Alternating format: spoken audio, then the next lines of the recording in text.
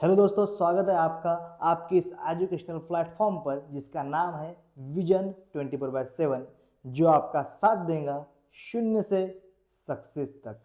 और इस वीडियो में दोस्तों आप जानने वाले हैं कि आपको फ्री टेस्ट सीरीज कहाँ पे मिलने वाली है।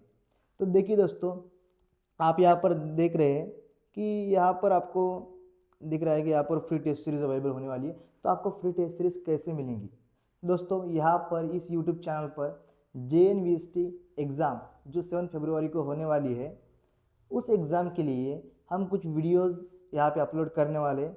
अगर इसी वीडियो को 1K लाइक आते हैं तो आपको विजन 24/7 ऐप पर फ्री टेस्ट सीरीज मिलने वाली है। आपको क्या करना है, बस इस वीडियो को एक लाइक करना है और उसका स्क्रीनशॉट इस हेल्पलाइन नंबर पर आपको सेंड कर देना है। जैसे ही इस हेल्पलाइन नंबर पर आप सेंड करेंगे तो हमारा जो स्टाफ है, टेक्निकल टीम में आपसे कांटेक्ट करेंगी और आपको इस JNVST की टेस्ट सीरीज, इस मीन मॉक टेस्ट, आपको फ्री में अवेलेबल करवा देंगी, जिसकी प्राइस है 399 रुपीज़। और 399 रुपीज़ वाले आपको फ्री में अवेलेबल करवा दिए जाएंगे। सिर्फ आपको क्या करना है, बस एक लाइक करना है, इसका स्क्रीनशॉट भेजना है ओके इस नंबर पर। चलिए तो दोस्तों स्टार्ट करते हैं। और यहाँ पर जो स्कॉलरशिप वाले स्टूडेंट है उनके लिए भी कुछ बैच लॉन्च हो चुकी है, आप देख सकते हैं। और इस बैच में आपको लाइव प्लस रिकॉर्ड लेक्चर भी मिलने वाले हैं और वो चिप प्राइस में बैच है। स्टार्ट करते हैं। Which of the following is a physical change? इसमें से कौन सा है जो कि फिजिकल चेंज है? तो हम देखेंगे बर्निंग पेपर। अरे बर्निंग पेपर, उसमें क्या होने वाला है भैया? पेपर बर्न करने के बाद कुछ नया फॉर्म होने वाला है क्या? अरे हाँ सर, कुछ ना कुछ नया तो फॉर्म होने वाला है ना, ऐश ऐसा कुछ नया फॉर्म होने वाला है। और जो बर्निंग प्रोसेस होंगी, वो बर्निंग प्रोसेस भी कैसे होंगी? जब ऑक्सीजन की प्रेजेंस होंगे, मतलब in the presence of oxygen burning process भी स्टार्ट। तो बर्निंग प्रोसेस भी स्टार्ट हो जाएंगे, बर्निंग प्रोसेस स्टार्ट हो जाएंगे, तब ये जो चेंज हो जाएगा, ये चेंज हो जाएगा chemical change. Rusting of iron, iron में जब रस्ट होते हैं वो भी कैसे होते हैं? जब इन्वायरमेंट में आयरन, जब आयरन किसी इन्वायरमेंट, मतलब इन्वायरमेंट या ऑक्सीजन के कांटेक्ट में आता है, तब रस्टिंग प्रोसेस स्टार्ट होगी। कुकिंग ऑफ फूड, अब हम कुकिंग कर रहे हैं, उसमें भी ये भी एक केमिकल चेंज है। मतलब burning paper, rusting iron chemical change है। लेकिन सुनिए, मेल्टिंग आइस जो है वो फिजिकल चेंज है। अब मैं आपको जो बताने वाला हूँ नोट डाउन कर लीजिए, पेन पेपर उठा लीजिए। Melting, boiling, okay, melting, boiling, freezing, ये जो प्रोसेस हो रही है, ये सब के सब क्या होने वाले? फिजिकल चेंज होने वाले। जब भी ऐसा कुछ सवाल आए इसमें मेल्टिंग, बॉइलिंग हो, तो समझ लीजिएगा कि वो कौन सा चेंज है, वो फिजिकल चेंज है। आगे देखेंगे, which of the following, which part of the plant conduct food? इसमें से कौन सा पार्ट है जो फूड कंडक्ट करेगा? तो आपको पता होना चाहिए कि फूड, फर्स्ट ऑफ ऑल तो आप यहाँ पर क्लिक करेंगे सर लीफ, ओके, लीफ है सर। लीफ में क्या होने वाला है? फूड कंडक्ट होने वाला है।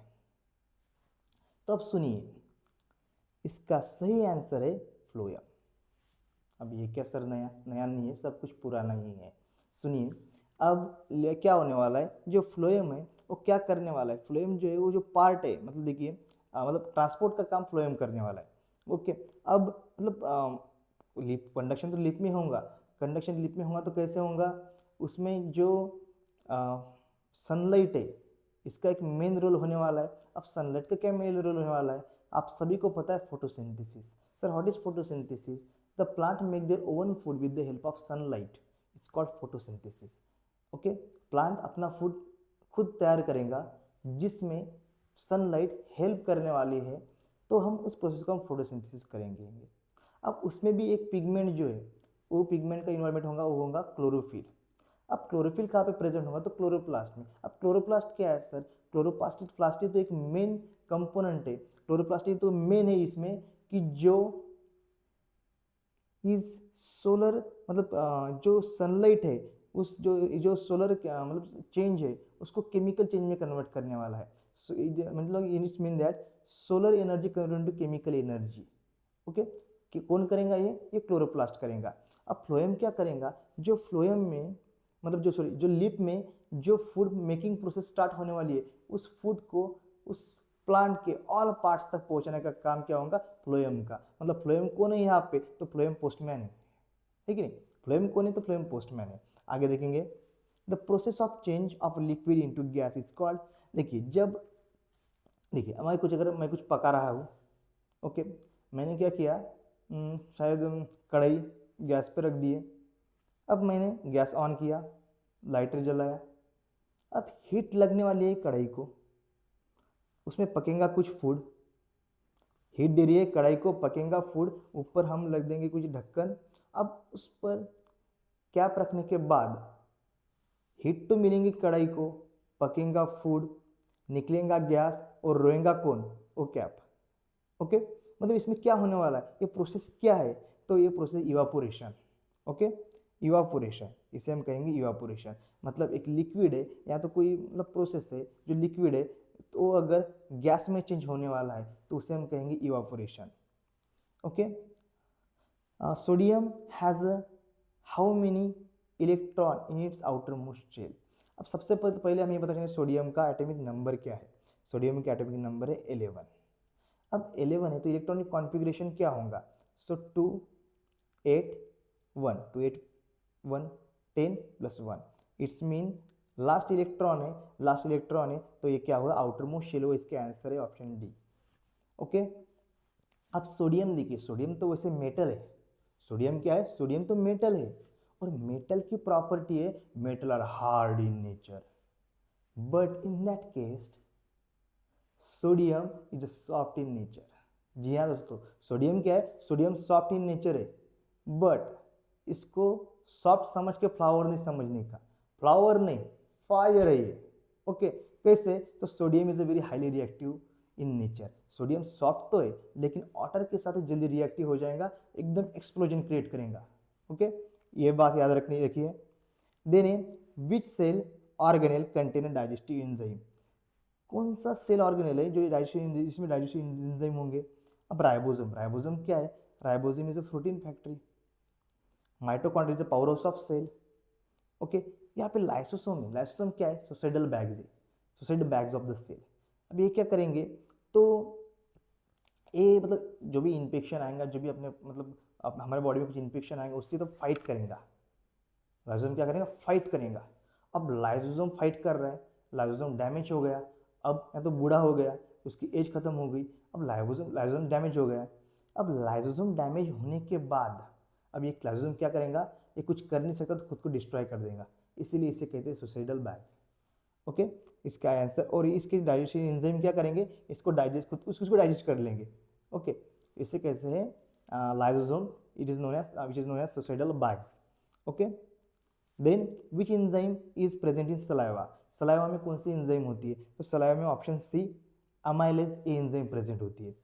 Okay, then which statement is a true, first infrasonic sound have a higher frequency than ultrasonic sound, humans cannot hear infrasonic sound, ultrasonic sound are audible to humans, dogs hear infrasonic sound only। इसमें से कौन सा sentence correct है, so humans can not here infrasonic sound, एक correct एकदम। जो infrasonic sound होता है ना, इसका एग्जांपल अगर दूं तो फॉलिंग लिप, लिप नीचे गिर रहे, इंफ्रासोनिक साउंड, इसे हम इंफ्रासोनिक साउंड कहेंगे। Okay, then the atomic number of the element is equal to the number of proton, इसका आंसर क्या होगा, प्रोटॉन होगा, न्यूट्रॉन होगा, प्रोटॉन न्यूट्रॉन क्या होगा, आपको भी कमेंट बॉक्स में आंसर देने। इसका आंसर होगा proton and electron. The atomic number of element is equal to the number of proton and electron. और देखिए आपको बता दूं, प्रोटॉन पे होता है हमेशा पॉजिटिव चार्ज, इलेक्ट्रॉन पे होता है हमेशा नेगेटिवली चार्ज। अब देखिए, अब हम बात करूँ सोडियम की। अब सोडियम में का एटॉमिक नंबर है 11, क्लोरीन की बात करूँ तो इसका एटॉमिक नंबर है 17। ओके, यहाँ पे सोडियम, यहाँ पे क्लोरीन। अब सोडियम में मैं कहता हूँ सोडियम में जितने प्रोटॉन उतने इलेक्ट्रॉन। अब नंबर ऑफ प्रोटॉन कितने हैं, तो 11 है, इलेक्ट्रॉन कितने हैं, वो भी 11 है। क्लोरीन में 17 प्रोटॉन होंगे,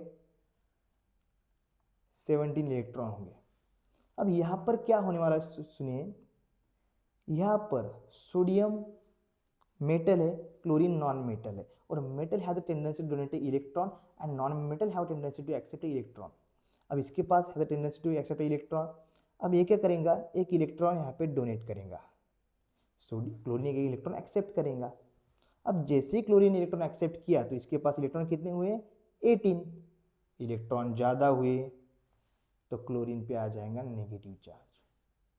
अब सोडियम ने क्या किया, इलेक्ट्रॉन डोनेट किया, यहाँ पे इलेक्ट्रॉन कितने बचे, 10 बचे, प्रोटॉन कितने बचे, 11 बचे।